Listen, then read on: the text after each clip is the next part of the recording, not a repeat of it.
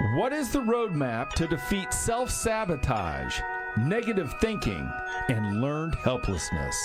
In these unprecedented times, you must get connected, get growing, get certain, and get attitude. The Get Attitude Podcast.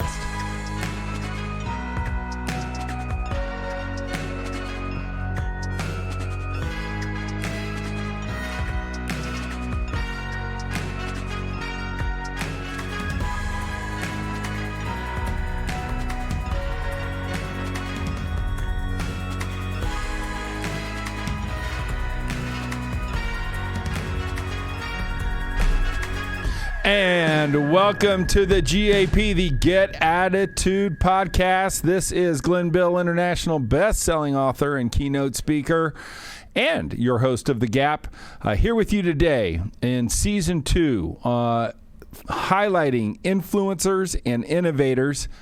I always forget to say the award-winning podcast, Jason. The award-winning podcast just recently won a Communicator Award for Diversity and Inclusion.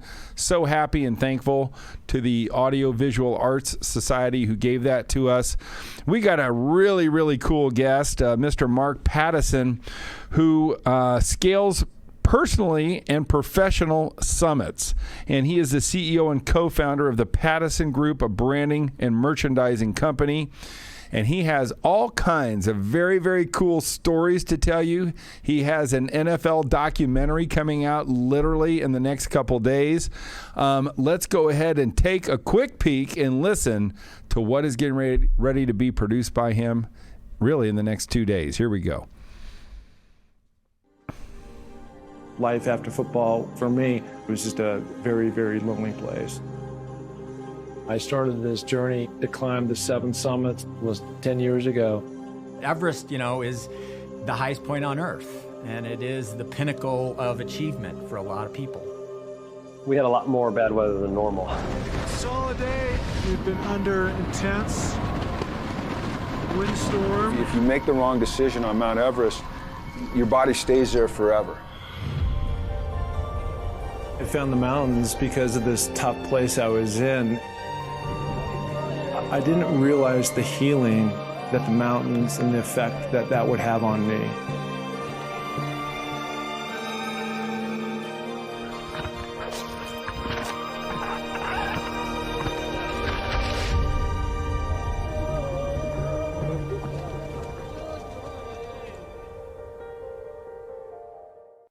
That is the Summit Master, searching for the summit, and we are honored to be with the one and only Mark Pattison. Welcome, Mark, to the Get Attitude Podcast.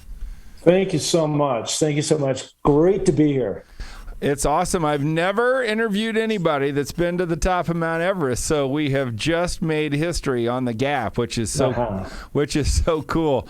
Mark, we always love to start the podcast with our guests to get your personal definition. I almost feel like there's pre-Mount Everest Mark Pattison and post-Mount Everest Mark Pattison. So maybe what we should do is talk about pre-Mount Everest Mark Pattison. What was, number one, who was your best attitude coach, and what's your definition of attitude? And did it change after the climb? Yeah, there's a long story behind that because I did play in the NFL and I played major college football at the University of Washington, and I've started different businesses. And just a slight correction from your intro, I'm an executive now at Sports Illustrated. And so each one of these things have had a link. The past really 10 years, I've been climbing mountains all over the world. So, of course, the pinnacle of achievement, the highest mountain in the world is Mount Everest. But I actually did the 7 summits. There's less than 400 people around the world that have done all 7 summits. So I felt like I was am in a very elite group now. But each one takes a huge mindset. When you and I were talking before we went live, and you were telling me kind of the whole theme of of your podcast of attitude. There's a guy that I was interviewing a couple years ago. He's a former All-Pro Raider linebacker, Jerry Robinson. And the first thing when I ask him, I go, Jerry, how are you doing? And he goes, you know what? Every day I wake up with an attitude of gratitude. And that meant so much to me because that's what it really is. So many people get caught up in their circumstance and poor me and poor that, and they get in their own way. And when we can shed that negative weight, and you can have an attitude of gratitude and really zero in on the things that you need to zero in on to accomplish great things, anything can happen. And I'm a great example of that. You asked about great mentors in my life. I had a Hall of Fame coach, Don James, and we can get more into that, but he really taught me about the pyramid of success and really the blueprint, the roadmap on how you accomplish different things in your life. Yeah, I love that. And so you are also a very distinguished and veteran podcast host. And tell us a little bit about your podcast and what your focus is on that. Well, again, this is another one of these things where success leaves clues. And there was a guy who is one of the announcers for the Pac-12 network. And he had come to me and said, "Hey, I want to do a podcast on you." And so he came over and we did this podcast. And, I was spitting out these words like I'm doing to you right now. I had this little voice inside my head, like, I think you can do this. And so fast forward the clock, he kind of gave me the keys to how to do a podcast. And so I launched this thing, and 50 episodes later, I have a wonderful podcast called Finding Your Summit. And it's about people overcoming adversity and finding their way. So getting back to that word of attitude of gratitude, of really putting that perspective in that, while things may go wrong in certain people's life and we all run into bumps, it's what you're going to do about it. I've had the great fortune now of traveling all over the globe, attacking these different mountains. And that's been the wonderful thing. And so going down to Tanzania, or even Nepal, where the average wage is like $6,000 a year. And there's this correlation behind the people with the least amount are the most happiest in those different cultures. And so, to be and have a podcast, as Glenn, that takes a lot of discipline and chasing people around the block and scheduling and everything else. But every single time I have a guest on, it's so uplifting to hear their circumstance and how they work their way out of it. Yeah, I like that. And so in your video, you said, boy, I felt, and again, I'm a 25-year football coach, played at Ball State University, not quite as esteemed as the wonderful Washington Huskies. But, yeah, you immerse yourself in this life called football, and you went on to play in the pros. And you said you felt lonely. And I can tell you that there are people that are listening to this podcast that are maybe done with a marriage, done with a job, just filed bankruptcy, that are feeling that same type of loneliness. What was your attitude to get out of that? What was the impetus to get out of that? What was your mindset, and what would you communicate to those people that may be listening right now who have that empty and that lonely feeling to help them climb that summit out?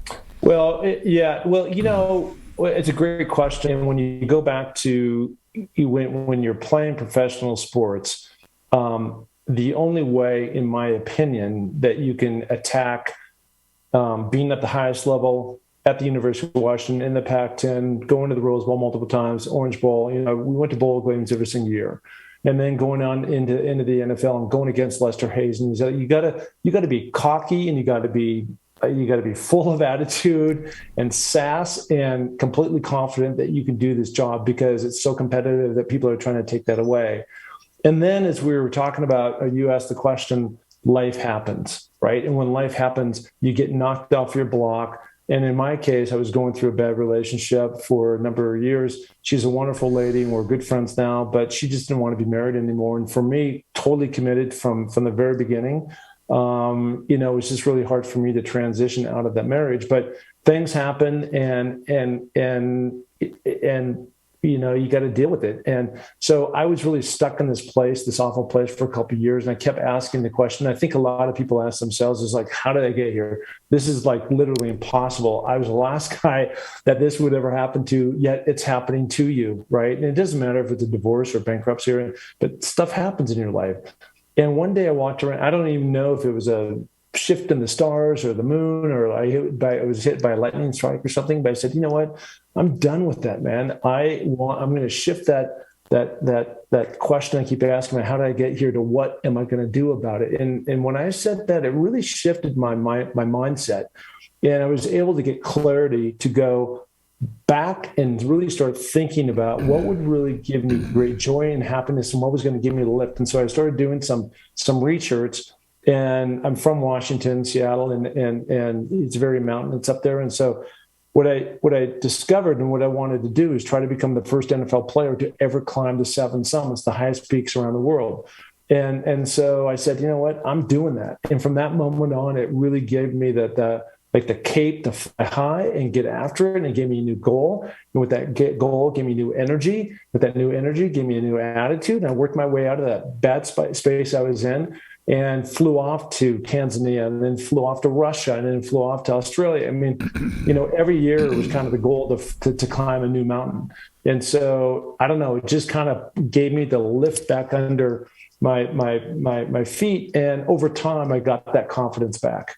Yeah, so many, and this is in the book, that I discuss, is the quality of your life is determined by the quality of questions you ask yourself about your life. And you just went through this. So many people are asking themselves the wrong question, that don't empower them, that don't juice them up, that don't give them any hope, that don't give them any drive. Sure sounds like when you changed your question, that was the flip that switched, which is really profound and smart.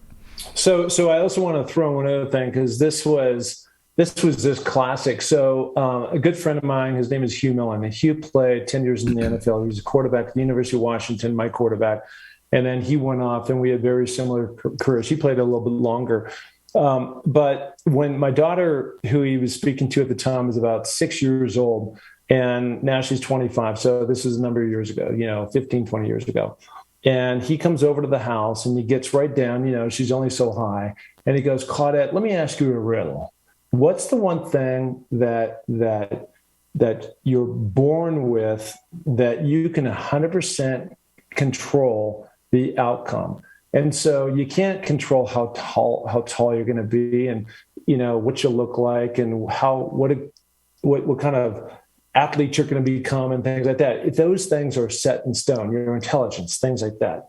But the answer to the riddle was attitude. And, her eyes were spinning around. 6 years old, trying to figure out what he's saying. But that was it. He goes, it's the one thing that you control in all your life, because you're going to have ups and you're going to have downs and you're going to have adversity and all these other things. But that's the one thing that when everything else clears away, you can step up to the plate, and you can either attack that with a smile, or you can say, poor me. And so his advice was, have the right attitude. Yeah, I love it. That is so cool. You said something to me pretty profound that I really want to just explore very quickly, that it seems that the economic levels of the people you've met in third world countries, while you were climbing, their happiness was in correlation to how poor they were. And I've done a lot of work with the TIMI Global Health Organization. And, they focus on, these people are poor, but you know what? They smile, they're happy, and they don't have a lot of our problems. Just expand a little bit, like what was the realization? What is the attitude of some of the most peaceful or unbelievable people you've met that would cause you to say that? Especially if you got a story. Yeah, so I'm talking to you today here in Sun Valley, Idaho. That's where I live. It's a little small ski town in the middle of Idaho. Okay, but I was just in Seattle, Washington, and it's got pretty destructive up there from the standpoint of having tent cities and this and that. And so I don't know the exact answer to this, but I don't know if it's a circumstance where people were at a certain level, and then, like you said, they went bankrupt or they lost their job or something. And so now despair kicks in. So now they're on the streets and they're living that way. But certainly I can speak to the people in Tanzania, and I can speak to the people in Nepal. And that is, they don't really have anything to compare it with. We have so much here in the United States, and it's easy to drive down the street and see a big house. And in these villages in the Serengeti, the people of the Maasai tribe, they live in little huts, and their floors are all dirt. Their currency is a goat. I mean, think about that. The currency is a goat. So when they go to the market, they're not going to the local grocery store with the refrigeration section and, getting a chicken, or, they literally are just cutting the head off. and eating it right there. So just their whole perspective on where they're coming from is at a totally different level. And so what they value then is the relationships that they have with other people and the environment and the birds and the giraffes and everything else that are running by. And that is their value system. And so, again, up in Nepal, I just got back climbing Mount Everest 3 months ago. And it's the same type of deal where, they just come from these villages at 14,000 feet. And the only thing they can grow up there is potatoes. And so they work year round. And so just their whole level of appreciation and gratefulness and what they value is just at a different level than what we seem to value here in the States. Yeah, that is completely off the radar of, I would guess, 99.9% of Americans. Certainly when you started to experience those relationships and I guess what I would call those rhythms, the attitude rhythms, did you feel at peace? Did you feel different inside? And what was that, reckoning like? I would go back to part of the healing. This is, I climbed 7 summits, obviously, or 7 mountains, but it took me almost 10 years to climb 7 summits because of COVID. That shut the world down. So I couldn't go in 2020. And then I was on Denali, which is a mountain up in Alaska that we were stopped by minus 80-degree weather. So, there was this gap in time. But in the earlier days, what gave me the most healing was just being in nature and having butterflies and birds chirp and fly by and flutter and seeing trees. I'm looking out the window right now and I see a bunch of aspens, and the way when they flutter, they call quaking aspens, they flutter in the wind, they go back and forth. And so I had to get unplugged. Wasn't in front of my computer. I wasn't sitting in the day-to-day muck, and maybe some other people might call that meditation. But for me, that was my meditation by being in the mountains, to be really unplugged and being in these different places, to really see how other people live. Wow. And get out of my own perspective, really out of my own way. Wow. That's just so cool. And probably if a doctor could write that on a prescription pad, he should. Getting unplugged would be, that would be very, very cool for sure. Tell me about, you mentioned Don James. I always love to know our guests' attitude coaches. And so I'd love to know what your thought is on what was Don James' attitude. I mean, look, he's a legend. I know it. A lot of you may or may not know this, Gappers, but this guy was a legend at the University of Washington. We can always learn from people like that. What was the one attitude lesson he gave you that really stuck with you? Well, again, I'm going to give you a little bit longer answer. I'll keep it short and simple, but it really was this pyramid of success that he had taken from John Wooden. John Wooden, of course, was a famous basketball coach who won 10 championships, NCAA championships in a row. It was really incredible, but he took and he essentially plugged in his own individual and team goals. And at the very top of that pinnacle, it's called competitive greatness. And competitive greatness really comes to the standpoint of you need to be at your best when your best is required. And if your best is required, that means that all those things that running the stairs, lifting weights, doing well in the classroom, all those individual, right, that ultimately put you in the place of being in the Rose Bowl, which I was able to be in a couple of times. These other things, you have to love the process. And that's the difference for me between my success and those who don't go to these high places is because they quit and I don't stop. And I don't stop because I know it's going to make me better. It's going to put me in the best position to win. And I've got example after example after example, and even taking that same thing, with into business. Currently I'm an executive at Sports Illustrated. 5 years ago, we started a technology company. And we had nothing. We were trying to go out there and pitch our technology to different companies, this and that. And today we sit number 55 biggest websites. That Sports Illustrated is one of 300 that we have now in our club family of brands. Wow. But there's a certain kind of rhythm and way that we went through this. And it's literally no different than what I did for when I was playing football. And it's no different than what I had to do to go and climb these mountains around the world, in particularly with Mount Everest, which I almost lost my life on. So, Gappers, I think the lesson here, the attitude lesson, is that many of you are in a process right now. Many of you are in a process of a relationship, of a business, of success, of building a home, could be whatever. And, Mark's attitude lesson from Coach was you got to love the process, and you can't get caught up. You can't get beaten down by the process, and it's an attitude. It's the way you dedicate yourself to the way you think about the process that you're in. So I hope if you're listening today that no matter how bad, no matter how ugly, no matter how hard that process is, you embrace it and you say, this is what it takes to climb Mount Everest. Any other thoughts? And there's three things, like my three takeaways, if you heard nothing else in that, is number one, stepping into the fear, right? So for me, the fear, think about going across the center against Ronnie Lott, right? Which I did, and it was like being hit by a freight. It's not a good outcome, and it wasn't for me.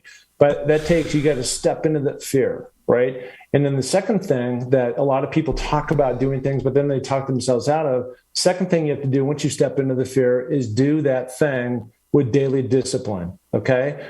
And then it doesn't matter if it's cold, if it's sunny, if you're not feeling great, you need to go every single day something towards that goal. And the third thing is you got to commit. And this is the big thing that where people fall off. You see this all the time in December where it comes to the close of the year, and this little thing called a New Year's resolution. So we all make the commitment, that we're going to lose 20 pounds, or we're going to run the 10K, or we're going to do something.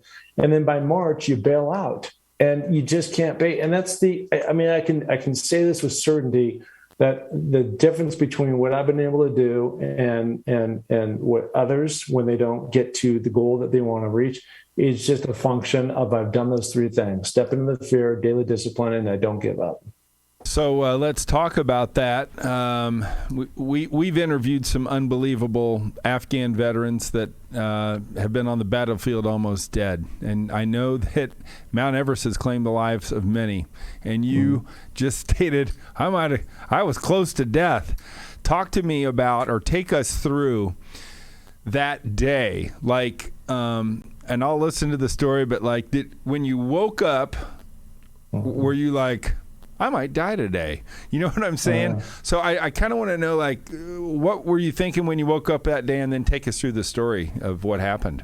Yeah, so this is Mount Everest, and the first thing I think people are surprised at, just in general, is how long you're up there. You're talking about being on the mountain. You set yourself at base camp, which is 17,500 feet, which is quite tall, and you're there for essentially 2 months. Wow. And during that time, you're going up and you're going down, and you're going up a little higher and you're coming back down. And during this whole process, what you're trying to do is build red blood cells that carry more oxygen around your body.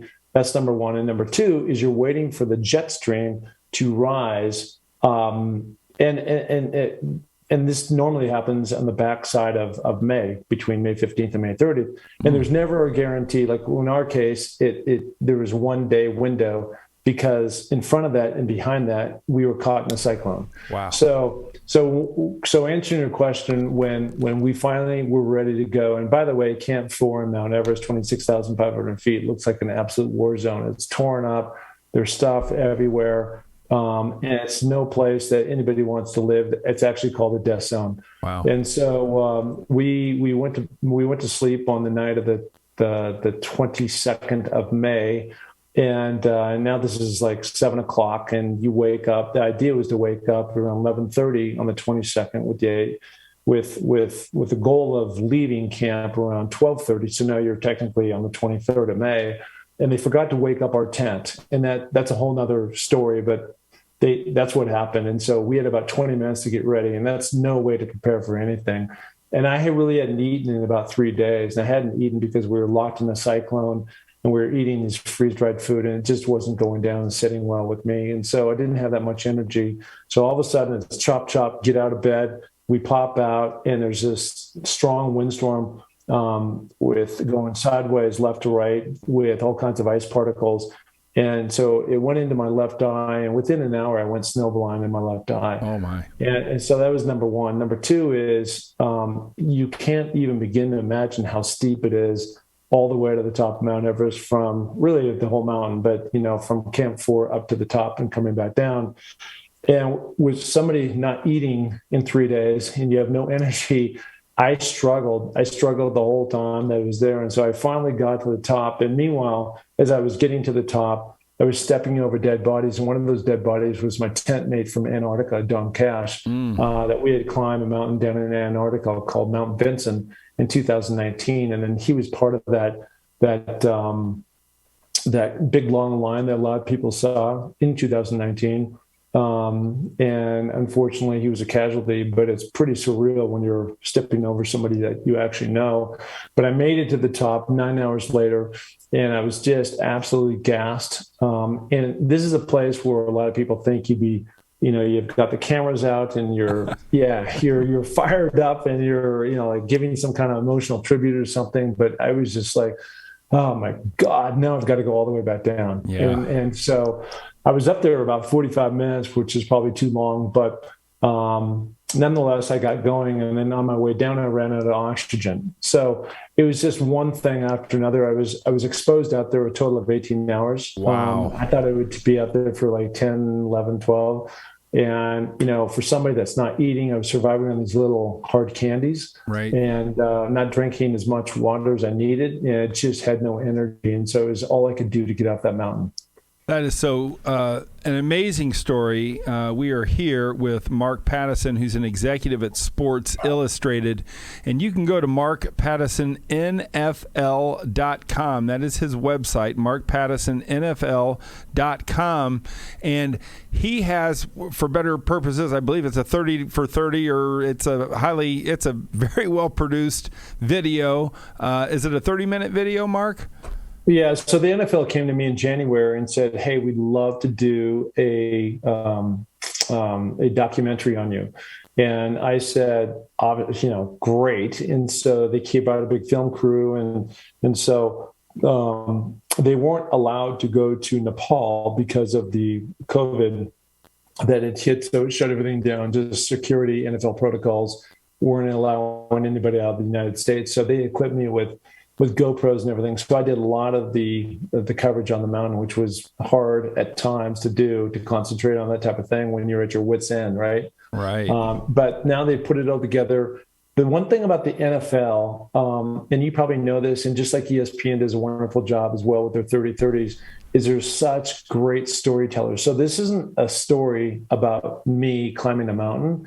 It is in a way, but it's really a story about overcoming a tough time, which you talked about, early in the podcast to your listeners.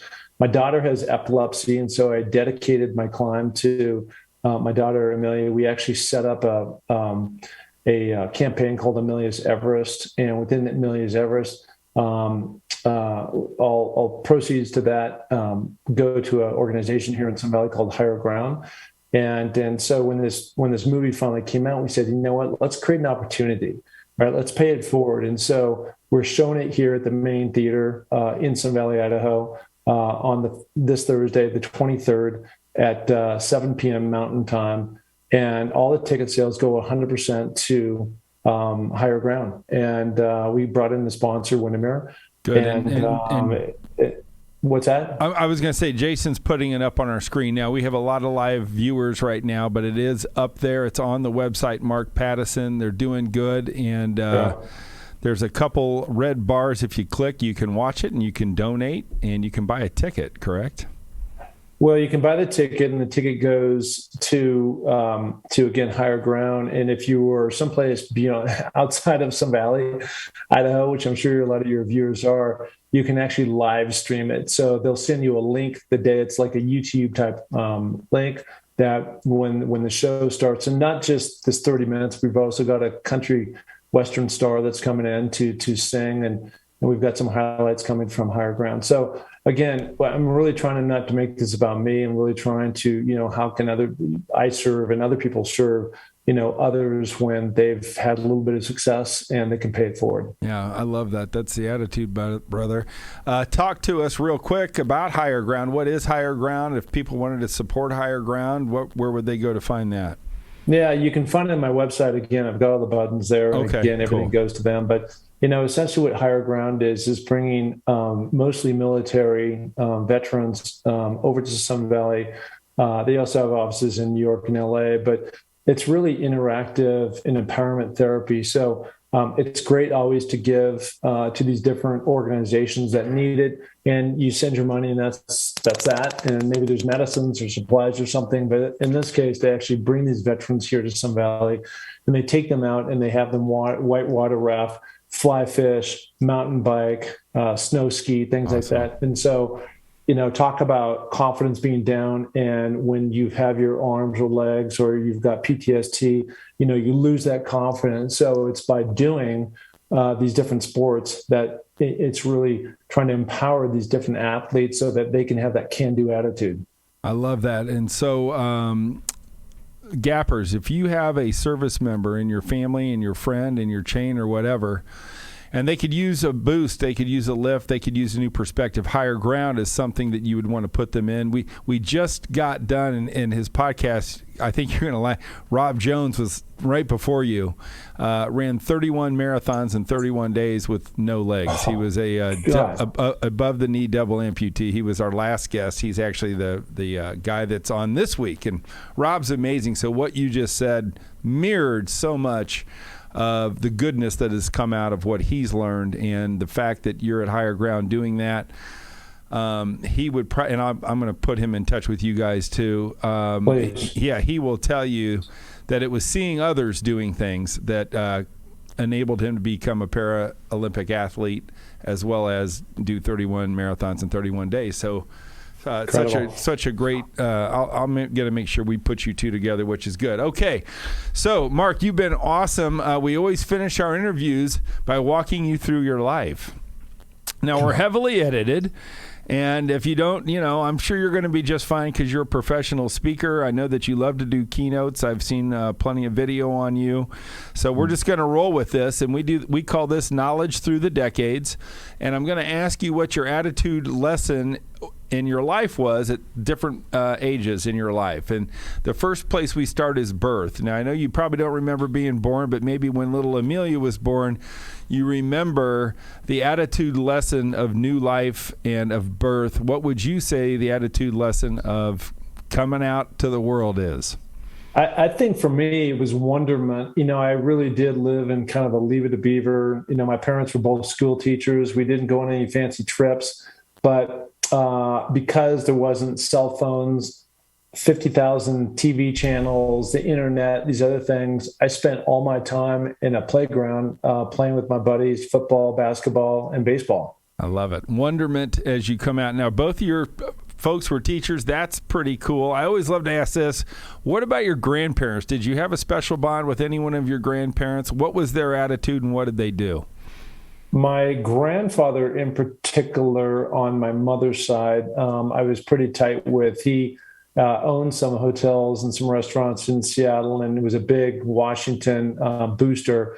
And so exposed me to the University of Washington, taking me to all the games, basketball, football, when I was a little kid.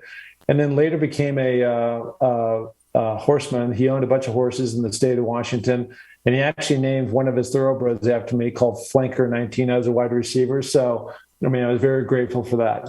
That's so cool. And we were just talking about Bob Rondo, my brother-in-law. My sister and him just won the Seattle Mile. I'm not sure what it's called. Huge race. And they're in the horse business too. So pretty cool stuff. I just love that. What was your grandpa's name?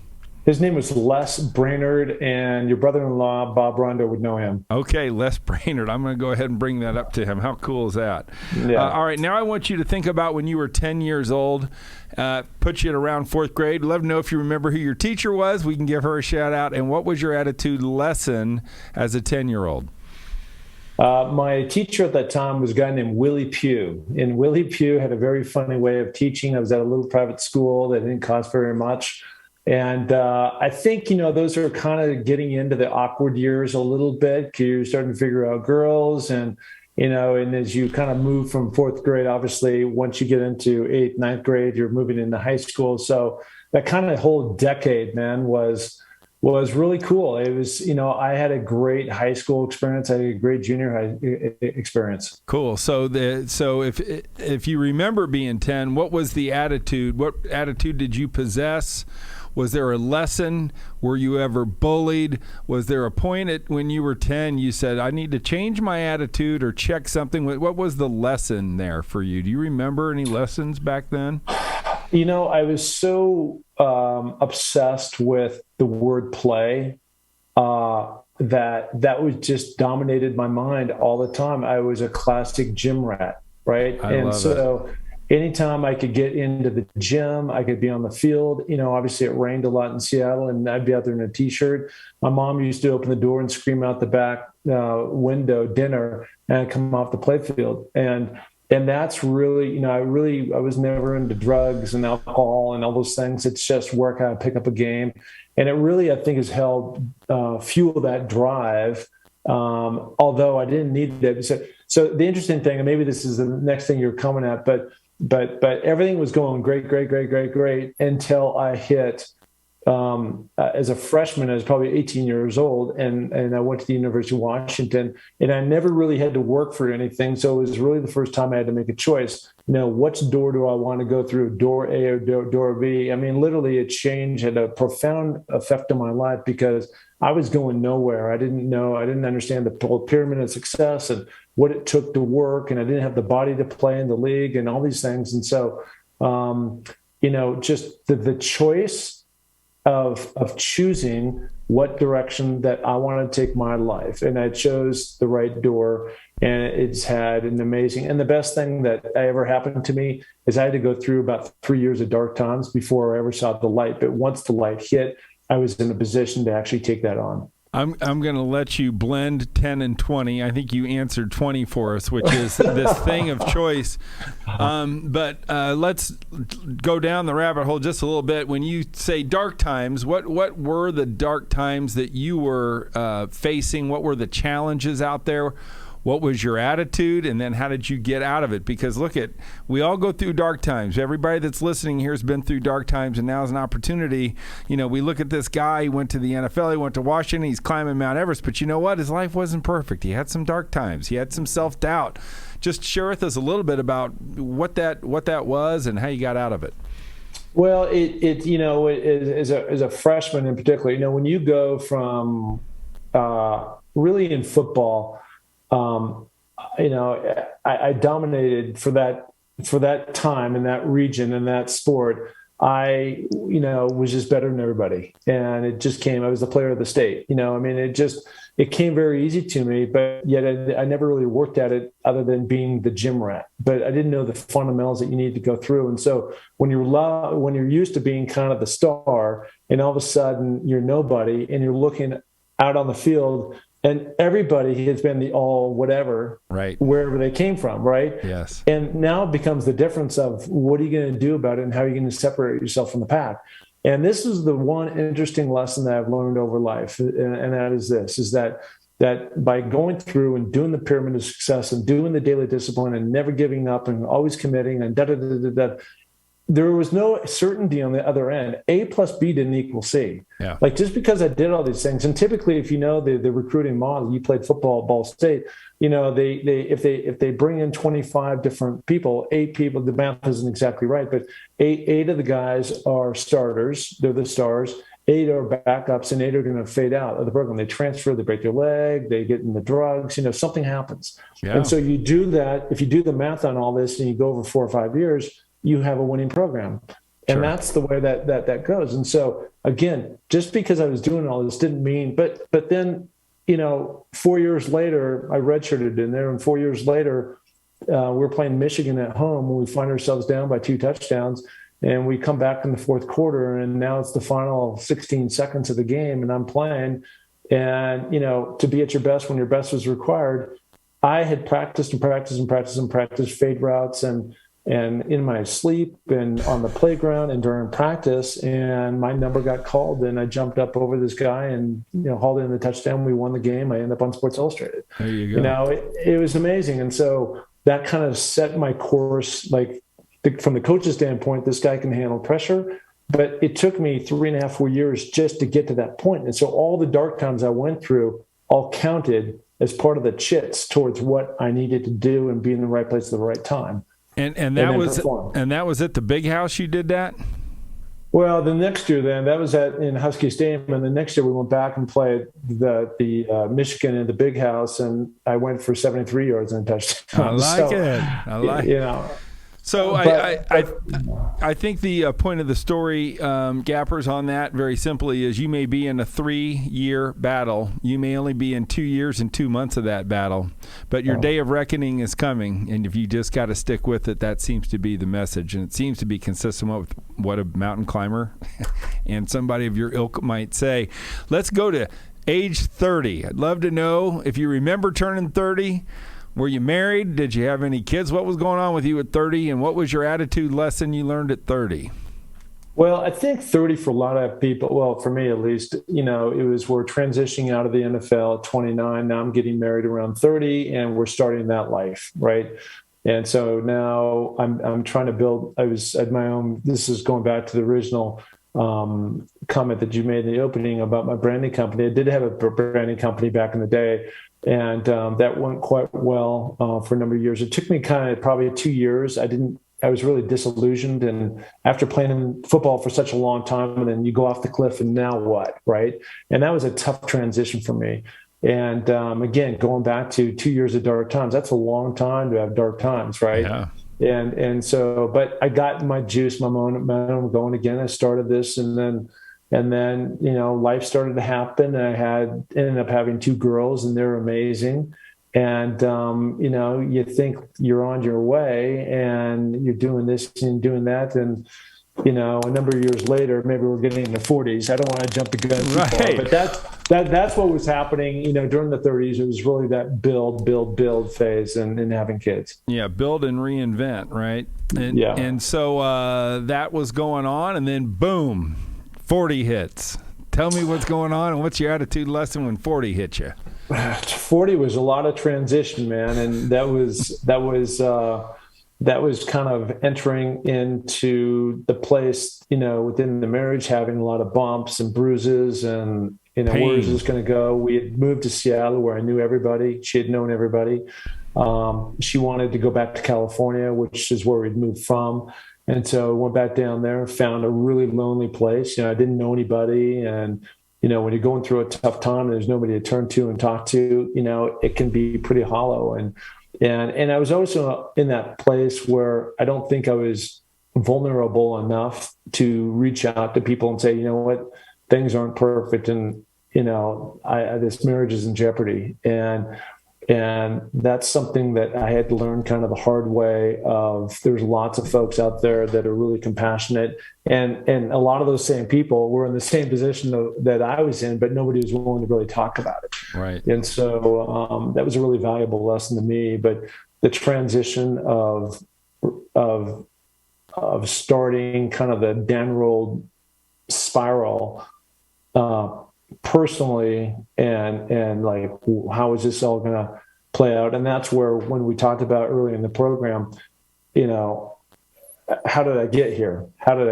And when you answer those questions, you're trying to figure out, there's never a good solution, because all solutions go down the bad path, right? Yeah. Well, you got here because you're an idiot, or you're bad here because you're a bad person, that you got here. So that's why I finally figured it out after another 2 years, like, the only way to go forward is to start thinking about, what are you going to do about it, and how, what's that roadmap look like? That's so cool. And thanks for sharing that. That's good. And so you're 50, you got to be 50, right? Yeah. Do you remember your 50th birthday? What were you doing, and what's your attitude lesson of being 50? It's a really interesting question. I've never actually been asked this question before. I'm 59 now. And I can't ask you about 60 then. You're going to have to come back. I will come back. But it was probably the worst day of my life, my 50th birthday. My kids, they're that age when they're fluttering up to school and, get them up early. And maybe my birthday happened on a Tuesday or a Wednesday or something like that. It wasn't like a Saturday night or a Saturday or a Sunday where you wake up and you have lots of times of things. So they flurried out, and my ex didn't want anything to do with me, and she didn't talk to me that day. And so I went through pretty much the whole day with nobody saying happy birthday. This is my 50th, where it's supposed to be a huge celebration, a big marker for you. And, it's just like, I talk about this a little bit in the film, but I was at such a low point of loneliness and bewilderment. And I was at a pretty lost point in my life where I didn't know how much longer, if I was going to actually make it. Right. And that's a hard thing to say, and that's a hard place to be. And that's the place I was at. And so, I'm here today, and I've got a great attitude, and I've had all these wonderful things happen and that, but I mean, that was like a ticking time bomb waiting to go off. And so sometimes the worst thing that you think can actually be out there is the biggest gift that can ever fall in your lap. And I look back now, and the greatest gift that my ex now gave me, even though I didn't know it at the time, and she probably didn't know it at the time, is to leave the marriage. And, I had to resolve it with my kids and everything else, but it's been the greatest blessing of my life. I would have never got into 7 Summits. I would have never got into podcasting. I would have never got into writing a book. I would have never got into having a movie. I would have never got into paying it forward and starting campaigns called $1 Million. I've raised now $150,000, right, in these different campaigns that we've done. And to see the joy and see some of these other people going through that pain and be able to relate to that with these folks because of what I've gone through has been, again, a huge blessing that I've been given in my life. I love that. And Gappers, as we walk through Mark's life from wonderment to play to choice and choosing a direction to building and reinventing himself to not being perfect and being vulnerable to bewilderment and loneliness to where he is today. It's reconciliation and growth, right? It's every problem in your life is not original. We all share problems, but I do know this: no matter what your problem is, if you're willing to learn and grow through it, it will help you bridge the gap from who you are to who you want to become. And Mark has been so gracious and kind to walk through his life with us and knowledge through the decades to show us what he did, how he did it, what the stories were, what the thought process were. And I hope that Mark gave you guys several different ways to bridge the gap in your life. And Mark, we always just like to end the show. Even though you're 59, we're almost 60, but what's your message of hope for our gappers today? What is your message of encouragement? Maybe you have a final story in your keynote, but why don't you leave us with something to think about for the rest of the week as your podcast plays that will hopefully inspire us. And please make sure that we are looking at higher ground for Mark to support him and get on his website as well. Yeah, so this is not for sale. It's never been for sale. I'm going to show it to you right here. Awesome. It's a pamphlet. It's a book that I actually wrote because I actually wrote this book up on Denali, right? You're up there for 3 weeks, and I was writing on these notes, and I just converted this in. Awesome. But what it is, finding your summit is really metaphorical, right? So in my case, it's literally climbing mountains, but a lot of people climbing a mountain might be in a relationship or a business, like you were talking about before. And so I wrote this thing. It's a playbook. It's a playbook on how you accomplish different things in your life. And I'm just reading this off right now, but it's your step-by-step guide to unleash your potential, achieve your goals, and live your purpose, right? And the core thing that I tell people, and I used to tell my kids every single day when I dropped them off at school, and I'd say this little quote: it takes a little more to make a champion. Love it. It takes a little more to make a champion. And if you think about it, if you want to go the extra distance, if you want to get involved in charity, if you want to go climb a mountain, if you want to learn how to knit, play the guitar, do well in school, you got to go the extra distance. And taking shortcuts and all that kind of stuff, it never amounts to a great result. And so if you want to be successful in your life, whatever that means, go the extra distance to be a champion, and you will have those results. I love it. It takes a little more.com. You need to get that one done. That's awesome. That's freaking really good. Get to GoDaddy on that. I like that. Jason, take a look and see. We'll give that to him as a gift. All right. Well, Mark, thank you so much for sharing with us today. You have been awesome. This is Glenn Bill from the Get Attitude podcast. Remember, Gappers, go out, you stay positive, and remember, do a little bit more, and we will see you on the next episode of The Gap.